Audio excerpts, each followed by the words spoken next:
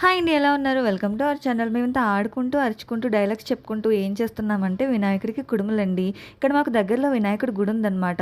నేను ఒకసారి వినాయకుడి గుడిలో మొక్కుకున్నాను, కుడుములు ఇస్తాను స్వామి అని. ఎలాగో వినాయక చవితి కదా, ఇంక అందుకని చెప్పి చేసి పట్టుకెళ్తున్నాను అనమాట. కుక్క తాళవేరా ఎక్కడికి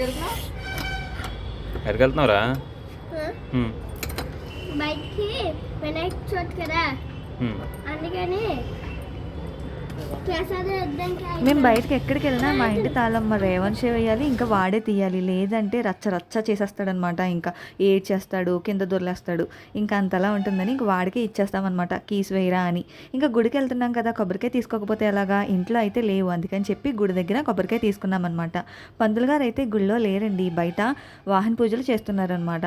స్వామి మాత్రం వెండి తొడుగుతో ఎంత నిండుగా అందంగా కనిపిస్తున్నారంటే నిజంగా చాలా బాగుంది. గుళ్ళో ఇవాళ మార్నింగ్ ఏదో పూజ కూడా చేసినట్టున్నారు, భలే నిండుగా ఉన్నాయి ఫ్లవర్స్తో.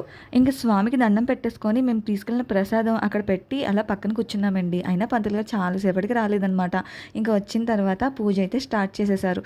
స్టార్ట్ చేసి ఇంకా మేము తీసుకెళ్ళిన ప్రసాదం అయితే నైట్ భజన జరుగుతుంది. భజన అనంతరము మేము ఎలాగైతేనే నేను స్వామికి ఇవ్వాలనుకున్న కుడుములు అయితే ఇచ్చేసానండి. ఇది ఇప్పటి మొక్క కాదండి, 2 సంవత్సరాల క్రితం. ఎందుకు మొక్కుకున్నానో దేనికి మొక్కుకున్నానో తెలియదు, కానీ ఇవ్వాలి అనే మాట అయితే గుర్తుందనమాట. అందుకని ఈసారి ఇచ్చేసాను. ఇంకా పూజ అయిపోయిన తర్వాత కాసేపు గుడిలోనే కూర్చున్నామండి. అయితే కూర్చున్నప్పుడు మరి రేవంశ్ పాట పాడుతున్నాడు అనమాట. పాట పాడుతున్నాడు కదా అని వీడియో తీస్తే చాలా సిగ్గుపడిపోయాడు. దానితో పాటు మా పిచ్చమ్మ కూడా భజన అయితే చేసేసింది అనుకోండి.